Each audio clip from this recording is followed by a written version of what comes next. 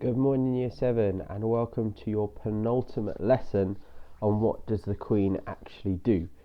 Like we do every week, please make sure you have a pen and some paper ready to complete this lesson. Make sure you're submitting it to your history teacher or via Show My Homework at the end. So every lesson we start very similarly. We look at the previous monarchs that we've addressed and we compare them. So I want you to use the words provided to compare these two monarchs, or these three monarchs actually. So on the left over here we have Charles I, the king that had his head chopped off, and on the right hand side we have Mary over here, and we have William of Orange over there. So your first task then is to use the keywords to compare the three monarchs. Come back to me in 2 minutes. Okay, so we have lots going on. There are lots of differences. There are also lots of similarities. A difference first straight away would be how they came to power. Obviously, Charles I inherited the throne from his father, whereas William was actually invited to take the throne by Parliament. Another big difference is the position of the government. Charles was obviously had huge differences with the government, and the government actually pushed him out into the point where they chopped his head off, and Mary and William were actually forced to sign a Bill of Rights which protected the powers of the government. So in terms of power, one has the divine right of kings, the other one is severely limited by the government. In terms of land, they both control the same land. William and Mary aren't allowed to start their own army. They aren't allowed to create their own. They aren't allowed to create their own army without government permission. But they still control the same land. So this lesson, we're going to be looking at Queen Victoria, and this is an image of Queen Victoria. Some of you might be very familiar with Queen Victoria already. We're going to be looking at who they were, how they came to power, what they controlled, and what powers they had. And lastly, just how they are remembered. And Queen Victoria is obviously, before Queen Elizabeth, our current queen, she was the longest serving monarch of all time, now taken over. But that's a thing to remember. So Queen Victoria reigned over England during a period now referred to as the Victorian era. I want you to take 3 minutes. You can pause this video. You can do a bit of research on the Victorian era if you like.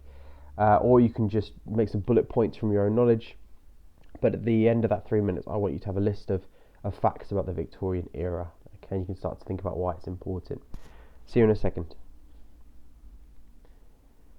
So the Victorian era is important for a number of different reasons. One of them would be the Industrial Revolution. So where factories and the textiles industry, steam engines, even cars start to really emerge as central pieces of technology into British society. You could remember it for being the height of the British Empire, especially in countries like India, where the Queen was the Empress of. Or you could talk about the social changes, large amounts of people moving from the countrysides to the cities.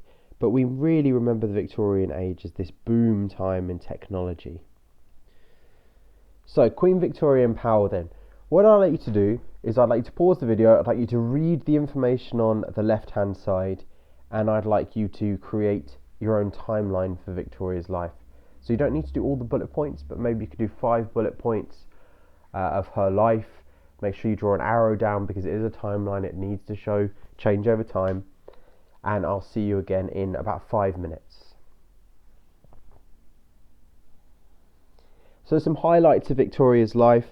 Obviously her father died when she was only 8 months old. She didn't become the queen. Instead it went to the next male heir, which was her uncle. And when her uncle died without an heir, she becomes a Queen Victoria at the age of 18. At the beginning, she thought she could do what she liked, but the government were very restrictive. They stopped her from doing that, and she soon learned that the power of the Queen is slightly limited. She married her cousin, Albert, which was very normal at that time. They had 9 children. He died very early well, not very early, but he died halfway through her reign almost. So she reigned for 40 years in mourning of her husband.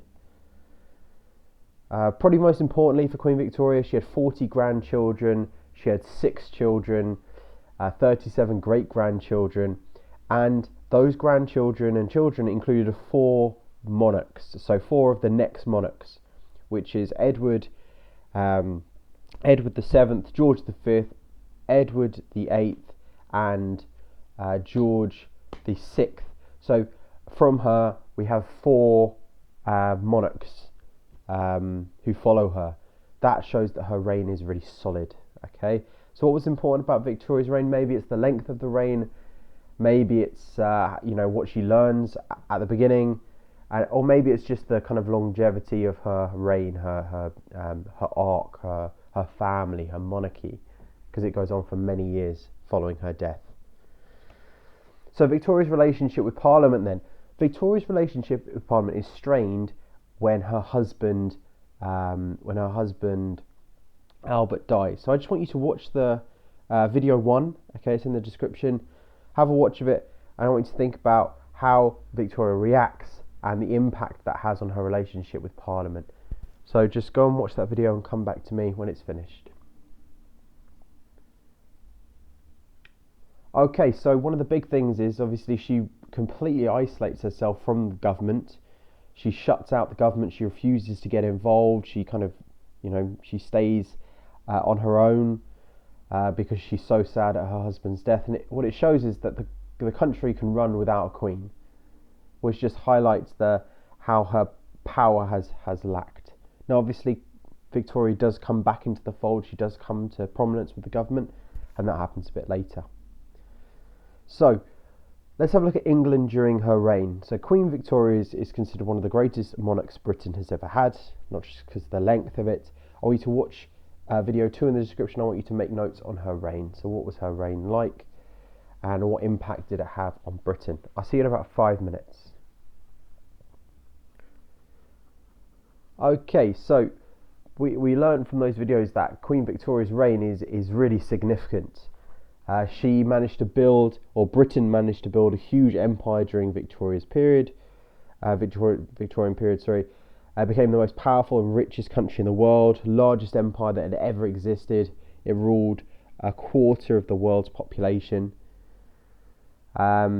During her reign, Britain also went through the Industrial Revolution, which meant advances in steam power led to the building of factories.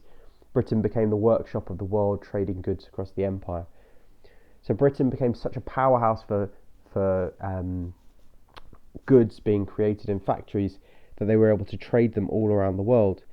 Now, to run those factories, Britain needed goods from other parts of the world, which is why the British Empire was so important. So it would take natural resources like oil, like wood, like precious stones, like fabrics, and it would take them, it would trade them, so bring them back to Britain. It would then make those into goods, and then it would sell them to the people in Britain and the people of the empire. Factories and machines were built to meet this demand, and new towns started to grow up, changing the landscape and the way people lived and worked. So a lot more people lived in cities at this time as well. So why was Victoria an important monarch then? That's what I really want you to do. So you can add to your notes from the video that you just watched, but most importantly, why was Victoria an important monarch? Come back to me in 1 minute. So Victoria, in my eyes, is important because she oversees all of this. She is the glue that holds the country together because people love her. The monarch is so important because people want to support their monarch. And if the monarch believes in something strongly, then the people will believe in that strongly. And that gives the government the ability to do what they like. So let's learn a little bit more about the British Empire then. As I already said, that they were managed to build the biggest empire the world had ever seen, quarter of the world's population, richest country. And you can see on this map all the bits in red. So we've got parts of Africa, Australia, New Zealand, Canada, and really importantly here is India. India becomes the jewel in the crown for Britain. Little thought was given to the concerns of the native population, and they were treated poorly whilst the British got rich. But Britain did take control of India, and it was able to use India to bring back huge amounts of raw materials, and it also used India to sell lots of goods. So why was Britain so powerful during the Victorian era? It's powerful because it controls huge amounts of the country, of the world, and it takes in huge amounts of money through trade. So I just want you to try and answer those two questions. Use the information on the left. Just take 3 minutes to answer that question for me.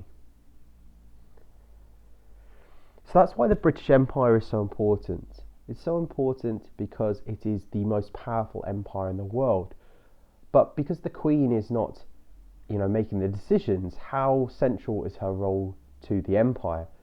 Of course, she's the monarch, she is the Queen, but she is not making the decisions that determine the size of the empire, how powerful the empire is. But the empire was beneficial to Britain in many ways as a source of trade and wealth. So without empire, Britain would not have been able to be the powerful country that it was. And the Queen understood the value of empire, but she also wanted to try and protect the poor and the natives and to advance civilization. She wanted to better the lives of countries controlled by Britain. And that was the thing people in Britain focused on. The Queen was selling it as this way to advance the lives of other people, and that's what the people focused on. They didn't focus on what Britain was taking from these countries. Instead, they focused on how Britain could save these countries where the people weren't civilized. And by doing so, they completely ignored local culture and stripped that away and tried to replace it with British culture. So although it's immensely positive for Britain because it allows them to take vast amounts of resources, it's very bad for the countries that Britain has taken control of. And even today, Britain needs to take responsibility for the impact it's had on different countries, especially ones that are a lot further behind in terms of their development. So this was a time when people were very loyal to their Queen, and their country they were very loyal to their Queen and their country, so patriotic pride was encouraged. So if the Queen believed in something, then everyone would believe in it too, because they loved their Queen. So the government realised that if the people's enthusiasm for empire remained high, then it would have the full support when taking over more land. So the British government believed that if it distracted people and kept the focus on empire positive, then they would get more support from the people of Britain. And who were they going to use to keep the people positive? They needed to use the Queen. They needed to use the Queen and her pride and her patriotism to show the people of Britain that empire was a good thing. So the government used the Queen to hide the real truth from the people and get them to focus on what the Queen wanted. So why is the Queen important to empire? The Queen was a cheerleader for the empire. She was someone that was focusing the public on the positives of empire so they wouldn't question the government. And the government was concerned about public enthusiasm, because if the government don't have the public on their side, then they're not going to be able to do what they want. And if the people realise the kind of brutality of the British Empire and all the bad things they're doing, then maybe they won't let the government go and make lots of money. So the Queen is vital to empire because she helps the government focus public opinion on all the positives that empire brings Britain. And it's not, it takes another almost 100 years for people to start realising how bad the British Empire treated the colonies, or at least historians to start looking into it properly and getting noticed. So, why was Queen Victoria important then? We've looked at Queen Victoria. We said she came at a very young age to the throne. She learnt early on that the government was, the limitations of the government. During Victoria's reign, Britain became the most powerful country in the world, largest empire that ever existed, quarter of the world's population. Factories and machines were built to meet the demand. And during her reign, Britain went through the Industrial Revolution. Britain became the workshop of the world, trading goods across the globe. Britain managed to build a huge empire during the Victorian period. India became the jewel in the crown, a source of great wealth for the Queen and England. And Queen Victoria was survived by six children, 40 grandchildren, 37 great-grandchildren, including 4 future sovereigns. Most importantly, the Queen is what allowed the British government to keep the British Empire popular for so long. So, I'd like you to turn that into a paragraph of why Queen Victoria was important. I want you to use that information to help you. Remember, we're using point, example, explain, and when we are explaining, it's really important that we use that word because. Using the word because allows us to explain. So, I want you to give this a go. It should take you 10 minutes. The best answer will have at least 2 paragraphs. Potentially, it'll have a bit of a challenge in there, so you can use the word however to challenge your argument. As soon as you finish that, please make sure you submit it to either myself, Miss Slater, or Mr. Drew, and we really look forward to reading some of your work. Thank you for all the effort you put in this week, and I'll see you for our last session next week. Alright, good luck, boys.